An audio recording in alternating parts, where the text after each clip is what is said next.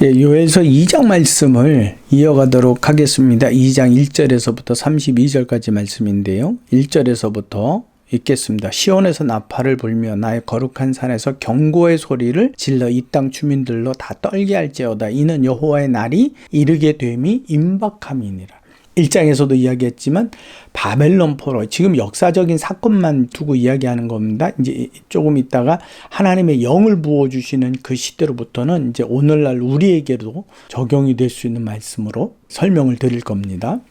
근데 여호와의 날이 이르게 되는데 임박하다라고 돼 있어요. 250년 후인데 하나님이 보실 때는 임박하대요. 지금 당장 돌이키지 않으면 그 일이 너희에게 당장 임한다고. 그러니까 우리가 생각하는 시간의 타임과 하나님이 보시는 시간은 다른 거라는 거예요. 곧 어둡고 캄캄한 날이요 짙은 구름이 덮인 날이라 새벽빛이 산꼭대기에 덮인 것 같으니 이는 많고 강한 백성이 이르렀음이니라. 이와 같은 것이 옛날에도 없었고 이후에도 대대에 없을 것이다. 즉 바벨론이 나의 명을 받고 심판하러 오는 그날에 두려움이 이와 같을 것이다. 너희는 내일이 없는 것처럼 여겨지게 될 것이다. 너희의 모든 소망을 내가 다 끊어버릴 것이요 먹을 것과 입을 것과 다 내 은혜마저도 난 다 쓸어버릴 것이다. 너희에게서 다 거둬갈 것이다. 불이 그들의 앞을 사르며 불꽃이 그들의 뒤를 태우니 그들의 예전의 땅은 에덴 동산 같았으나 그들의 나중의 땅은 황폐한 들 같을 것이니 피할 자가 하나도 없다. 하나님의 날, 심판의 날 이처럼 두렵게 임한다라는 거예요. 너희가 그냥 히히덕거리면서 그냥 무서이 잘 지나갈 거야. 나는 하나님 잘 믿으니까 내게는 해가 없겠지. 그건 착각이라는 거예요. 하나님의 심판은 그렇게 임하지 않습니다. 두려운 날로 임하고요. 모든 것을 살라버리는 날이요. 모든 먹을 것과 입을 것과 소망까지도 생각까지 다 절망이요. 빛이 보이지 아니하는 어둠으로 임하는 겁니다. 사람으로서는 결코 막아낼 수 없는 그냥 막연히 당해야만 되는 거예요. 왜? 하나님께서 그 이길 힘 그것마저도 그분은 허락지 아니하실 것이니까. 왜요? 여호와를 인정하지 않고 그의 말씀에 준행하지 않았기 때문에. 또한 제사장들은 그것을 백성에게 가르쳐주지 않았고 예언자들마저도 그 일에 대해서 하나님의 계시를 받지 못. 그러니까 하나님께서 당신의 은혜의 계시를 지금 막아놓으시는 거예요. 말라기서 이후에서처럼. 그러면서 이스라엘 백성에게 하나님께서 권유하시는 게 있어요. 지금에서라도 너희가 돌이키라. 사실 내 시간으로 보면 250년 후지만 너희에게는 당장 임하는 일과 매한 가지다. 임박했다. 그렇게 시간이 널널하지 않다라는 거지요. 4절에 보니까 그의 모양은 말 같고, 즉 바벨론을 두고 직접적으로 표현한 거죠. 그들의 군사력, 군사의 위험, 이것을 설명하는 겁니다. 기병 같으며 그들은 산꼭대기에서 뛰는 소리는 병거 소리와도 같고 불꽃이 건부를 사르는 소리와도 같으며 강한 군사가 줄을 벌이고 싸우는 것 같으니 그 앞에서 백성들이 질리고 무리의 낯빛이 하얘졌도다. 무리의 낯빛은 이스라엘 백성들을 이야기하는 겁니다. 그들이 용사같이 달리며 무사같이 성을 기어오르며 각기 자기의 길로 나아가되 그 줄을 이탈하지 않아 질서 정연하게 그냥 확 덮쳐버린다라는 거예요. 피차에 부딪히지 아니하고 각기 자기의 길로 나아가며 무기를 돌파하고 나아가나 상하지 아니하며 그들은 우왕좌왕하지 않는다는 거예요. 이럴까 저럴까 하지 않고 어떤 계획된 일을 진행하듯이 순차적으로 그냥 쫙 질서 있게 진행해서 이스라엘 백성들을 완전히 순식간에 멸망시킨다라는 거예요. 성중에 뛰어 들어가며 성 위에 달리며 집에 기어오르며 도둑같이 창을 들어가니 그 앞에서 땅이 진동하며 하늘이 떨며 해와 달이 캄캄하며 별들이 빛을 거두는도다. 여러분, 바벨론이 온다고 해서 해와 달의 빛이 잃어버릴 수 있습니까? 잃어버릴 수는 없죠. 그들이 침공을 해도 그들이 멸망시키러 온다 해도 해와 달빛은 있어요. 이것은 그만 해와 달은 무엇을 비유하고 상징합니까? 하나님의 은혜, 자비를 두고 이야기하는 거죠. 여호와께서 이스라엘 백성들을 심판하시기 위해 보내는 이 이방, 지금으로서는 바벨론이라고 이야기하지만 사실 그때는 이게 바벨론인지 250년 후에 일어날 이방민족인데 그 이방민족에 대해서 알지 못하는 거야. 아직 바벨론은 드러나지도 않은 시대이기 때문에 그저 이방민족으로 설명하고 있을 뿐이에요. 이와 같은 비유와 상징 표현으로 이스라엘 백성들이 그처럼 아주 조직화된 강한 군대에 의하여서 이방 군대에 의하여서 멸절당할 것이다. 그러니 돌이켜라. 지금이라도 너희가 돌이키면 나는 그것을 행하지 아니할 것이다. 그들로 하여금 이스라엘 백성들을 침범하지 않게 할 것이다. 빨리 돌이켜라. 계속해서 기회와 여유를 주시는 거죠. 11절에 보니까 여호와께서 그의 군대 앞에서 소리를 지르시고 그의 진영은 심히 크고 그의 명령을 행하는 자는 강하니 여호와의 날이 크고 심히 두렵도다. 당할 자가 누구랴. 그러면 그 이방 민족 그들이 왜 그렇게 강할 수 있어요? 그들이 강한 게 아니라 그들을 이끌어내시는 전능자 여호와가 강하시기 때문에 그래요. 그 강한 여호와가 그들에게 힘과 기회를 주셔서 그들로 이스라엘을 심판하게 하시는 거기 때문에 그들이 그렇게 강할 수밖에는 없는 거예요. 여러분 꼭 기억하십시오. 지금 이들은 250년 후에 있을 일을 현재에 있을 일로 지금 하나님께서는 말씀하고 계신다라는 사실을 여러분들이 꼭 기억하십시오. 그들이 힘이 있어서 이스라엘 침공할 것이냐? 아니다. 여호와께서 그 일을 이루실 것이다. 그러니까 여호와가 행하는 일에 있어서 누가 막겠느냐라는 거죠. 막을 수 있는 방법은 단 하나, 너희가 회개하고 돌이키면이라는 조건이 여기에는 들어가 있는 거예요. 그럼 오늘날 우리 시대에도 이 말씀을 적용해 본다면 여호와의 마지막의 심판을 미룰 수 있는 것은 오늘 저와 여러분들의 바른 믿음, 회개, 돌이킴이라는 사실을 여러분들이 꼭 기억하시기 바랍니다. 12절 여호와의 말씀에 너희는 이제라도 금식하고 울며 애통하고 마음을 다하여 내게로 돌아오라 하셨나니 너희는 옷을 찢지 말고 마음을 찢고 너희 하나님 여호와께로 돌아올지어다. 그는 은혜로우시며 자비로우시며 노하기를 더디하시며 인애가 크시사 뜻을 돌이켜 재앙을 내리지 아니하시나니. 그랬어요. 옷을 찢지 말고 외형적인 부분에 치중하지 말고 마음을 찢고 내면으로 나아가라. 즉 제사의 형식으로 가지 말고 예배의 모양, 예배의 순서에 의존하지 말고 진심으로 너희가 통회하는 마음으로 나아가라. 여러분, 예배 형식에 참석했다고 내 마음이 동하는 건 아닙니다. 그건 별개의 문제예요. 내 마음이 먼저 앞서서 그의 예배를 존중할 수는 있어요. 그러나 내가 예배 형식에 참석했다고 내 마음도 같이 동하는 건 아니에요. 여기에서 가장 중요한 건 뭐예요? 예배 형식 말고 너희 마음을 찢는다라는 건 뭘 두고 이야기해요? 그 다음 말씀이 있죠. 여호와께로 돌아오라. 찢는다라는 거, 너희 마음을 찢으라는 것은 어떻게 해요? 여호와께로 돌아오라. 이스라엘 백성들은 회개할 때에 죄를 자기 머리에 뒤집어 쓴다든지 자기의 겉옷을 찢는다든지 해서 자기의 슬픔을 그처럼 극대화시켜서 표현했어요. 근데 마음은 찢지 않고 진심으로 회개하는 마음이 아니라 그저 형식적으로 그렇게 할 수는 있다는 거예요. 근데 그것은 하나님 앞에 통한다, 통하지 않는다? 통하지 않는다. 너희가 아무리 그러한 보여주기식의 어떤 쇼를 한다고 해서 하나님은 거기에 어머 그렇구나 라고 넘어가시는 분이 아니다. 돌이켜라. 회개 계속 나옵니다. 아주 중요한 부분입니다. 회개 여호와께로 돌아가는 것을 이야기합니다. 즉 여호와를 신뢰하지 않고 그분의 말씀에 순종하지 않았다. 즉 자기 뜻대로 생각했고 자기 뜻대로 행했던 그것을 돌이켜 돌이켜 내가 잘못한 것을 진정으로 하나님 앞에서 인정하고 이제는 누구의 뜻? 여호와의 뜻. 그 여호와의 뜻이 이스라엘 백성 가운데는 어떻게 존재했죠? 율법으로 존재를 했죠. 그 율법에 순종함으로 너희가 돌이키라는 거예요. 하나님 내가 잘못해 거짓말했습니다. 용서해 주옵소서. 이거는 회개 아니에요. 우리는 회개하면 그걸로 생각하지요. 그거는 회개 아니에요. 거기로부터 돌이켜서 내가 거짓말을 하지 않는 행위로 지속해 가는 것, 그게 회개예요.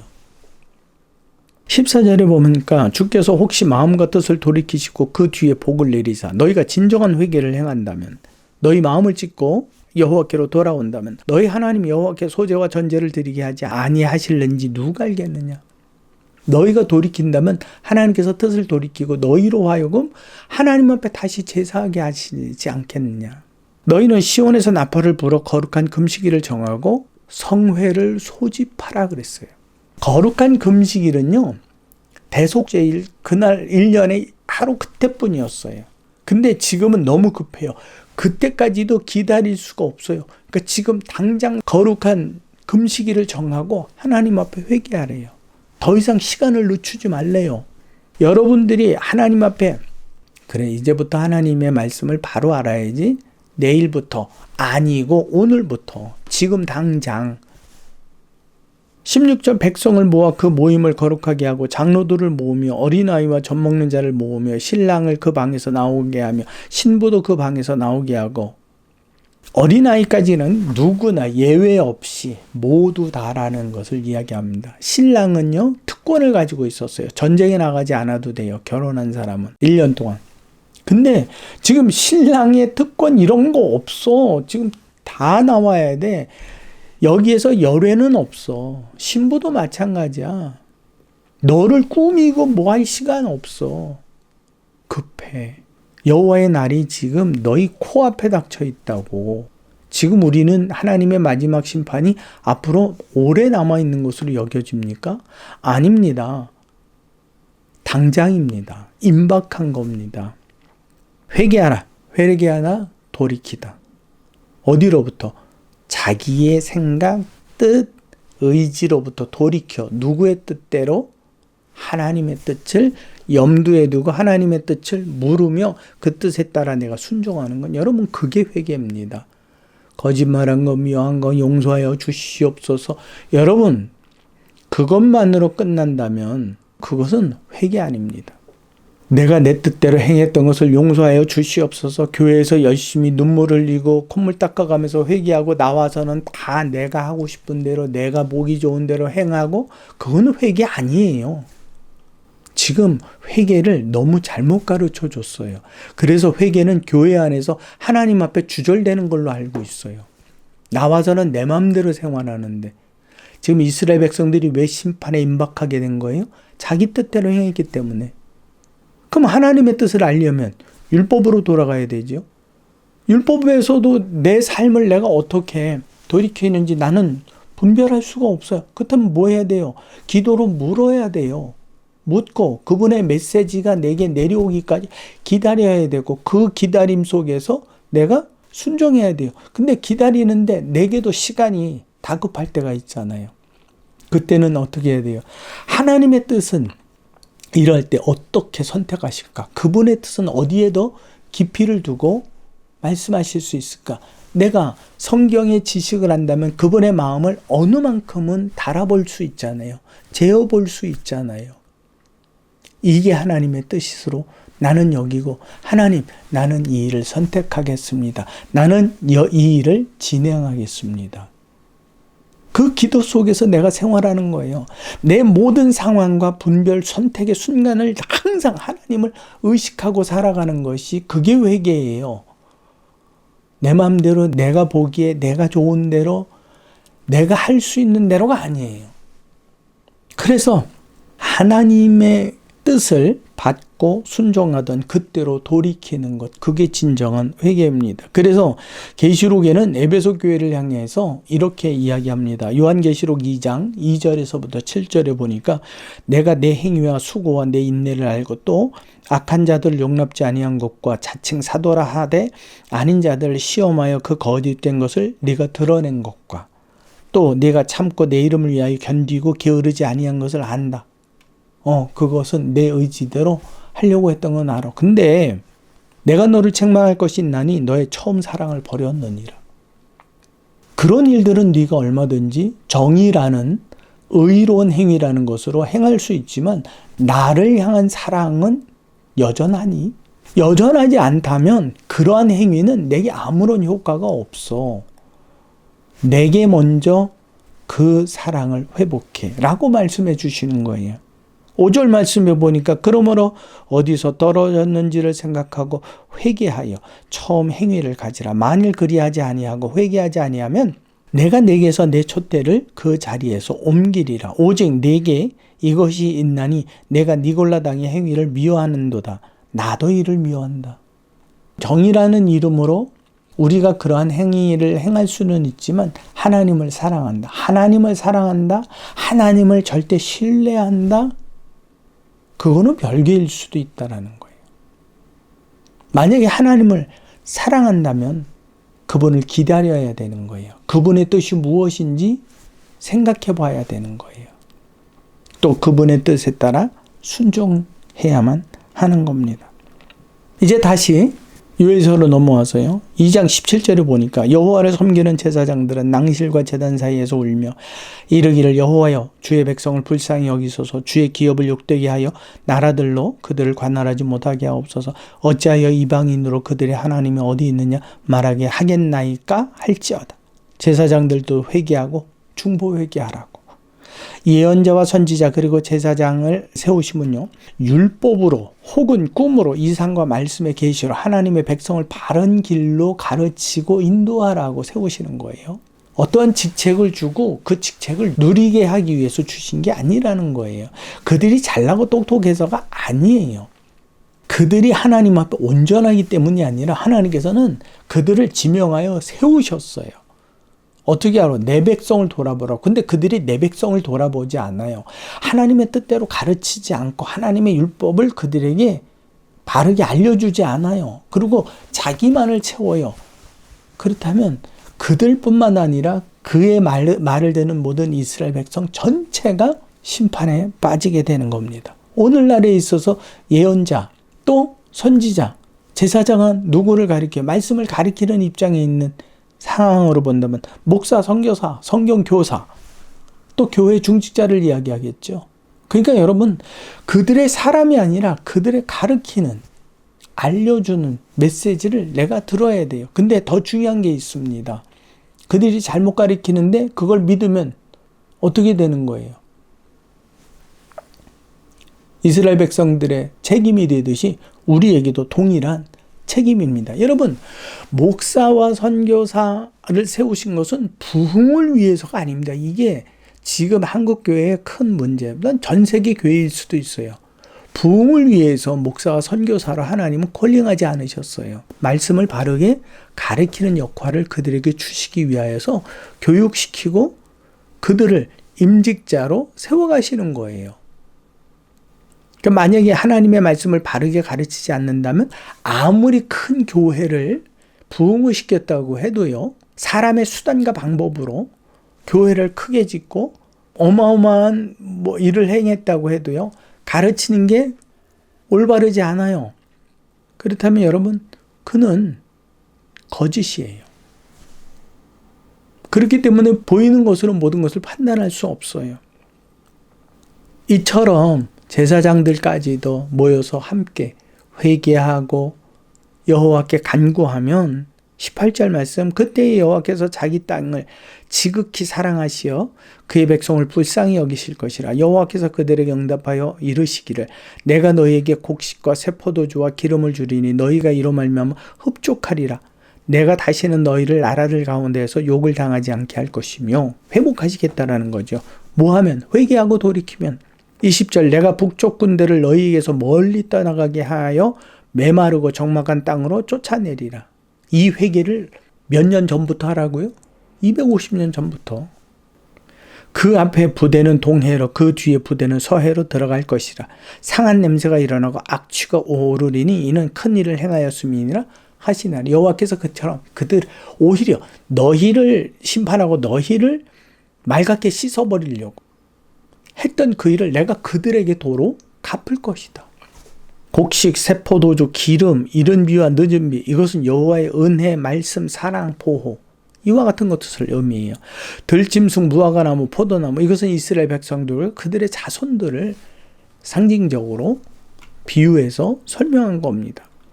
이처럼 회개하면 여호와께서 그의 심판까지도 어떻게 하신다? 돌이키신다. 이것은 예언이 아니에요. 그분의 속뜻을 알게 하시니까 이건 계시예요. 계시. 이 말씀에 있어서는 대꾸인데, 대꾸면 드러나야 되는데 드러나지 않는 부분이 있죠. 우리가 가상해서 생각해 볼 수 있는 게, 그러면 회개하면 돌이키실 건데 회개치 아니하면 너희는 반드시 심판을 당할 거다. 그게 1장 2장에 쭉 기록이 되어 있는 말씀이에요. 21절에 땅이여 두려워하지 말고 기뻐하며 즐거워할지어다. 여호와께서 큰 일을 행하셨음이로다. 들짐승들아 두려워하지 말지어다. 들에 풀이 싹이 나며 나무가 열매를 맺으며 무화과 나무와 포도나무가 다 힘을 내는도다. 에덴 동산같이 다시 회복하실 것이다. 23절 시온의 자녀들아 너희는 너희 하나님 여호와로 말미암아 기뻐하며 즐거워할지어다. 그가 너희를 위하여 비를 내리시되 이른 비를 너희에게 적당히 주시리니 이른 비와 늦은 비가 예전과 같을 것이라. 마당에는 밀이 가득하고 독에는 새 포도주와 기름이 넘치리로다. 너희는 먹되 풍족히 먹고 너희에게 놀라운 일을 행하신 너희 하나님 여호와의 이름을 찬송할 것이라. 내 백성이 영원히 수치를 당하지 아니할 것이다. 아니할 것이다. 아니하게 할 것이다.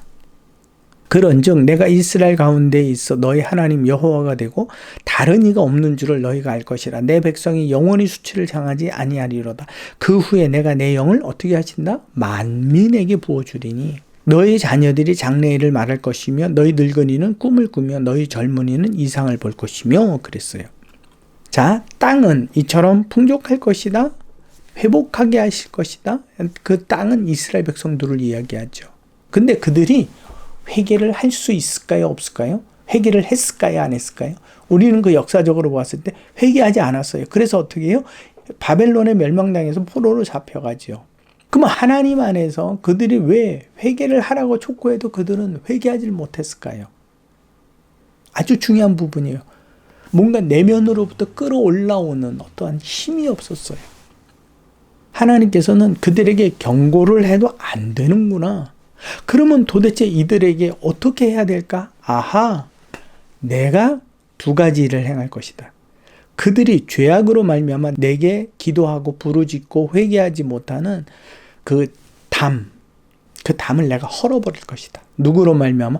예수 그리스도로 말미암아. 그의 보혈로 내가 이 담을 헐어버릴 것이다. 둘째, 헐어버린다고 그들이 내게 돌이켜 회개할 수 있는가? 없다. 왜? 끊임없이 사단의 영이 그들로 하여금 하나님 앞으로 가서 그분의 말씀에 순종하지 못하게 가로막고 있으니까. 하나님의 뜻에 순종하기보다 사단은 꼬이는 거죠. 아니야. 그분의 뜻대로 네가 하고 싶은 대로 해. 네가 세상에선 최고야. 네가 신이야. 뭘 자꾸 하나님의 말씀에 순종하려고 그래. 네 뜻대로 행해. 네가 좋은 걸 선택하면, 너 행복하면 그게 바로 최고야. 그러니 이 원죄의 본성을 안고 하나님 앞에 회개를 합니까? 회개할 수 있는 내면적인 힘이 있을까요? 없어요. 그래서 하나님께서 그 다음으로 행하시는 일이 어떤 일이에요? 내 영을 만민 가운데 부어줄 것이다. 그러면 그들이 그 영의 힘을 받아서 어떻게 한다? 내 말을 깨닫고 내게와 회개할 것이다. 그러면 내가 그들을 어떻게 한다? 구원해낼 것이다. 회복해 할 것이다. 내가 그들을 나의 영원한 기업, 내 약속으로 그들을 내가 구원해낼 것이다. 25절에 내가 전에 너희에게 보낸 큰 군대 곧 메뚜기와 느치와 황충과 팥중이가 먹은 횟수대로 내가 갚아줄 것이다. 그것은 뭐예요? 심판하시겠다라는 거죠. 역사적으로는 그것은 바벨론을 두고 이야기할 수도 있고 애굽을 두고 이야기할 수도 있습니다. 그러나 또 하나 궁극적으로는 영원의 하나님의 이 전 역사로 보게 된다면, 이 인류의 역사로 본다면 그것은 사단입니다. 사단에게 너희를 그처럼 포로로 잡아가고 거짓되게 하고 내게 순종하지 못하게 했던 그 모든 더러운 영의 세력들을 내가 심판할 것이다. 비록 그들이 어떠한 일을 행했고 또 너희는 그 일에 어떻게 휘둘렸을지라도 내가 그것을 너희가 회개하기만 하면 내가 부어주는 기회와 그리스도로 말미암은 기회와 내가 부어주는 영의 힘을 의지하여서 너희가 내게로 돌이키기만 한다면 내가 반드시 그것을 이룰 것이다. 여러분, 본문이 예언의 말씀이 되는 이유는 매우 중요합니다. 이것은 권유와 경고에도 이스라엘 백성들이 하나님께로 돌이키지 않고 심판을 받아 바벨론에 멸망당할 것을 하나님은 알고 계셨어요. 알고 계셨지만 그들에게 이 말씀을 주신 건 지금에서라도, 즉 여전히 하나님을 믿는 백성들이 있겠죠. 그들에게 그 믿음을 놓지 말라는 위로로 주시는 말씀이에요. 그 믿음을 끝까지 지켜라. 내가 너희로 영원히 멸망치 않도록 할 것이다. 그런데 내가 이제 본격적으로, 그러함에도 불구하고 이스라엘 백성들은 내게 회개하지 않아. 그래서 그들은 어쩔 수 없이 내 심판을 받을 거야. 그런다고 내가 그들을 버려둘 수는 없지 않니? 내 백성인데. 그래서 내가 그들을 구원해낼 거야. 구원하는데 그냥 아니고, 내가 구원할 그때에는 이방인도 다 포함을 해서 내 아들 예수로 말미암아 그의 피로 내게 나올 수 있는 기회를 모두들에게 허락해 줄 것이고, 이미 그들은 원죄의 본성을 가지고 계속 내게 회개하지 않잖아. 근데 회개하고 싶어도 그들이 회개가 돼? 내적인 힘이 없잖아. 그래서 내가 그들의 안에 내 영을 부어줄 거야. 그러면 그들은 내게 회개할 거다. 회개하게 할 거다. 그러면 내가 그들을 구원해낼 거다. 이건 하나님의 예언이면서 또한 그분의 계시예요. 자기의 뜻을 설명해 주는 겁니다. 그런데 그들이 그러함에도 불구하고 내게로 돌이키지 않는 그들은 이스라엘 백성이 바벨론에게 심판을 받았던 것처럼 그들은 마지막에 결국 심판을 받게 될 것이다. 여러분, 요한복음 14장 26절에 보니까 보혜사 곧 아버지께서 내 이름으로 보내실 성령, 하나님의 영이죠. 그가 너희에게 모든 것을 가르치고 또 너희에게 말한 모든 것을 생각나게 할 것이다. 그러므로 요엘 선지자의 이 글은요, 예수 그리스도께서 오신 이후 사도행전 2장 성령의 초림 이후에 되어질 일들에 대하여서, 즉 하나님께서 그 회복시키실 일들에 대하여서 말씀해 주고 계시는 거예요. 여러분, 다시 한번 말씀드립니다. 이스라엘 백성들에게 회개하라고 250년 전에 회개하라고 했는데 그들이 회개를 하나요? 안 하나요? 안 해요. 그럼 결국 우리에게도 임박한 하나님의 심판에 대하여서, 마지막 심판에 대하여서 지금부터 회개하고 돌이켜라. 이때는 내가 예수 그리스도를 온 세상 가운데 주었고 또 내가 내 영까지도 주었는데 너희가 회개하지 않는다면 이스라엘 백성들이 바벨론의 심판을 받은 거는, 이거는 비교할 수도 없을 만큼 완전한 멸망 가운데, 심판 가운데 너희가 처하게 될 거야. 이 말씀을 해주고 계시는 거예요. 여러분, 이 시대에 하나님의 영도 우리 안에 있지만 또 하나가 있어요. 하나님의 복음의 말씀이 홍수처럼 밀려와요. 이 물을 마셔도 사는지 죽는지 우리는 구분 못해요. 그것을 내가 분별하고 내가 판단하려고 하면요, 나는 반드시 사단의 꼬임에 넘어가서, 사단은 우리에게 자기의 생각을 넣어줘요. 예수를 팔 생각을 넣어준다 그랬잖아요. 그처럼 우리는 우리의 생각을 내 임의대로 할 수 있을 것 같죠. 절대 그렇게 못해요. 사단이 넣어주는 대로 가요. 사단이 우리에게 설명해 주는 대로 우리는 넘어가요. 우리가 성령을 신뢰하지 않으면요, 우리는 사단이 우리에게 정해준 그 길로 갈 수밖에는 없어요. 그러므로 여러분들은 요에서의 말씀처럼 우리에게 성령을 주셨잖아요. 그분을 의지하여서 하나님의 말씀의 바른 의미를 어떻게 돼요? 찾고 구하고 두들겨야 돼요. 그러면 하나님께서 그것을 열어주신다라는 거예요. 근데 우리가 근본적으로 우리가 그걸 선택하지 않고 우리가 원하지 않아요? 그러면 그분의 영도 내 안에서 어떻게 할 수가 없어요. 하지 않으시는 거예요. 그래서 29절에 보면 그때 내가 또 내 영을 남종과 여종에게 부어줄 것이며 내가 이적을 하늘과 땅에 베풀리니 곧 피와 불과 연기 기둥이라. 여호와의 크고 두려운 날에 이르기 전에 해가 어두워지고 달이 빛빛같이 변하려니와. 여기에서 이적, 피, 불, 연기 이것은 너무 명확하다라는 거예요. 하나님이 이렇게 안 보이게 스리슬쩍 감추어서 이게 아니라 하나님의 영적인 인도하심, 그분이 우리 안에 영을 두고 행하시는 그 일들은 너무 명확하게 일을 이루어 가시고 참과 거짓을 명확하게 구분할 것이라는 거예요. 그러니까 여러분들이 말씀을 읽는다? 주여, 주의 영이 나로 깨닫게 하옵소서. 근데 하나님 이 부분은 내가 깨달을 수 없습니다. 어떤 사역자를 통해서 말씀을 선포하시는 분을 통해서 여러분들이 들을 수 있어요. 듣는다면 여러분들은 어떻게 해야 돼요? 이 말씀이 맞습니까? 아이고 나는 저분이 설교하는 거 나는 믿어. 저분은 거짓말하지. 그러한 생각 구조 자체가 여러분들에게 빠져야 돼요. 의인은 없나니 하나도 없다라고 말씀하신 그 말씀을 보면요. 좋은 목사, 옳은 목사는 없어요. 때때로 하나님께서 그의 영으로 바르게 쓰시려고 할 때 순종하는 사람은 있을 수 있어요. 영원히 진리요 참은 딱 이 땅에 하나님과 그리스도를 배우고 딱 두 가지밖에 없어요. 하나는 성경이요. 그 다음엔 하나님의 영입니다. 여러분들이 영원히 의지할 존재, 변치 아니할 것으로 의지할 존재는 딱 두 가지예요. 성경과 하나님의 영. 여러분, 이 요엘서를 통해서 하나님의 마지막 심판을 두고 설명하고 있죠. 하나님께서 그때 어떻게 행하신다고요? 영을 주어서 그 영으로 말미암아 이끌어 가시겠다고. 그러니까 여러분들이 그 영의 시대가 바로 사도행전 2장에 보면 우리는 요엘서의 성령의 임재하심을 확신한다라고 베드로가 설명하고 있잖아요. 그러니까 지금은 하나님의 영이 모든 사람 안에 내주하는 시대예요. 그러니까 하나님의 영에게 내가 의지하고자 결단만 하면 그분은 우리에게 바로바로 말씀을 하고 내가 저거는 옳은 말씀이야, 이거는 틀린 말씀이야가 아니라 하나님 주의 영이 내게 말씀하옵소서. 내게 들려지고 내가 배운 이 말씀이 성경에 대한 바른 이해입니까?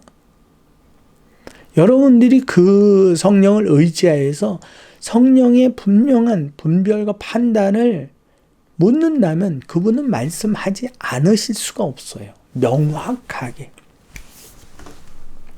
32절 누구든지 여호와의 이름을 부르는 자는 구원을 얻으리니 이는 나 여호와의 말대로 시온산과 예루살렘에서 피할 자가 있을 것이며 남은 자 중에 여호와의 부름을 받을 자가 있을 것임이라. 시온산과 예루살렘에 피할 자가 있을 것이다. 남은 자 중에 나 여호와의 부름을 받을 자가 있을 것이다. 이 말씀은 다음 말씀으로 여러분들이 매치를 시켜줘야 돼요. 마태복음 7장 13절에서 14절인데 좁은 문으로 들어가라는 말씀이죠. 여러분, 하나님의 말씀을 믿는 게 내가 성령을 의지하면서 믿는 게 쉬워요? 어려워요? 어려워요. 그 길은 좁은 문이에요. 좁은 문으로 가기를 좋아하는 사람은 없죠. 그렇죠? 어려워요. 그래서 그 문은 좁고 협착하여 찾는 이가 적다 그랬어요. 로마서 9장 27절에 보니까 또 이사야가 이스라엘에 관하여 외치되 이스라엘 자손들의 수가 비록 바다의 모래 같을지라도 예수 그리스도를 믿는 사람의 이 시대에 많다고 해도 남은 자만 구원을 받을 것이다. 좁은 문으로 들어가는 자만 구원을 받을 것이다. 그의 영을 의지하여서 하나님을 믿는 자, 하나님의 메시지를 듣는 자, 그 안에 순종하는 자, 그들만 구원을 받을 것이다. 교회 다니는 사람이 다 구원받는다라는 말은 성경에 기록된 적도 없고요. 기록하지도 않으셨어요. 로마서 11장 2절에서 5절에 보면 하나님이 그 미리 아신 자기 백성을 버리지 아니하셨나니 너희가 성경이 엘리야를 가리켜 말하는 것을 알지 못하느냐. 그가 이스라엘을 하나님께 고발하되 주여 그들이 주의 선지자들을 죽였으며 주의 제단들을 헐어버렸고 나만 남았는데 내 목숨도 찾나이다 하니 그에게 하신 대답이 무엇이냐. 내가 나를 위하여 바알에게 무릎을 꿇지 아니한 자 7,000명을 남겨두었느니라 하셨느니라. 그런즉 이와 같이 지금도 은혜로 택하심을 따라 남은 자가 있느니라. 여러분, 그 남은 자에 내가 들어가기를 애써야지 들어가는 게 교회 참석으로 여러분 아니에요. 마태복음 7장 21절에서부터 23절에 보니까 나더러 주여 주여 하는 자마다 천국에 다 들어갈 것이 아니요 다만 하늘에 계신 내 아버지의 뜻대로 행하는 자라야 들어갈 것이다. 하나님의 뜻을 어떻게 알아요? 하나님의 영 외에는 그의 깊은 것을 통달할 수 있는 것이 없죠. 근데 그 영을 우리에게 주셨어요. 그러니까 우리가 그 영을 의지하면 하나님의 깊은 생각, 그의 계획, 그의 계시를 우리는 깨달을 수 있어요. 그날에 많은 사람들이 이르러 주여 주여 우리가 주의 이름으로 선지자 노릇하며 주의 이름으로 귀신을 쫓아내며 주의 이름으로 많은 권능을 행하지 아니하니까 능력은 행하고 보여줄 수는 있어요. 근데 그 행한 그 사람이 하나님의 영을 의지하지 않는다. 하나님을 온전히 믿지 않는다. 능력을 행하는 것과 내가 하나님을 믿고 신뢰하여 그분의 말씀에 순종하는 것, 여러분 이건 별개입니다. 능력을 행하다고 믿음이 큰 사람이라고 여러분 착각하면 안 됩니다. 그때 내가 그들에게 밝히 말하되 내가 너희를 도무지 알지 못하노니 불법을 행하는 자들아 내게서 떠나가라. 천국 문에서 이렇게 말씀하시겠다라고 예를 들어서 말씀하셨습니다. 선지서 요엘의 말씀은 예수 그리스도께서 오셔서 십자가를 지심으로 구원의 완성을 이루셨고 성령 하나님께서 임재하심으로 하나님의 복음, 은혜, 자비, 말씀 등의 생명의 역사가 이루어지는 이 시대를 열리게 하셨어요. 계시의 말씀입니다. 반면 거짓 복음도 홍수를 이루는 이 시대에 사단의 거짓 복음, 복음 같지만 복음이 아닌 거짓들을 막 흘려내고 있어요. 그 안에는 우리로서는 구분이 안 돼요. 우리는 지혜가 없거든요.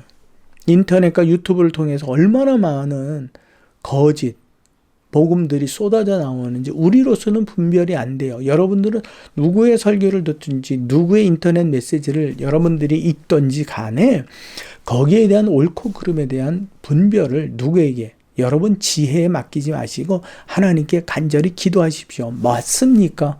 내게 들려진 내가 읽은 이 메시지가 맞습니까? 내가 하나님의 양식으로 그 당신께서 나를 깨닫게 하시는 말씀으로 하나님의 영이여 내가 받아들여도 되겠습니까? 물으십시오. 사도행전에 이런 말씀이 있습니다. 사도행전 17장 1절에 보니까 베레아에 있는 사람들은 데살로니카에 있는 사람들보다 더 너그러워서 간절한 마음으로 말씀을 받고 바울의 교훈을 들어도 바울의 설교를 들었던 그들이 그럼 그들이 그렇구나 가 아니라 그러한가 하여 정말 바울이 말한 것이 옳은가 하여 날마다 성경을 상고했다라고 사도행전은 기록합니다. 여러분들의 믿음이 이 시대 가운데 그렇게 이해가 되어져야만 할 것입니다. 다음 시간에는 요엘서 3장으로 이어집니다. 오늘 말씀은 내용도 길었기 때문에 좀 설명이 길었는데 사실 여러분들이 끝까지 듣고 이해하심으로 그 이스라엘 요엘의 시대와 또 예수 그리스도께서 오신 그 성령의 초림 그 시대와 오늘 우리의 시대를 여러분들이 잘 분별하시기를 간절히 소망합니다.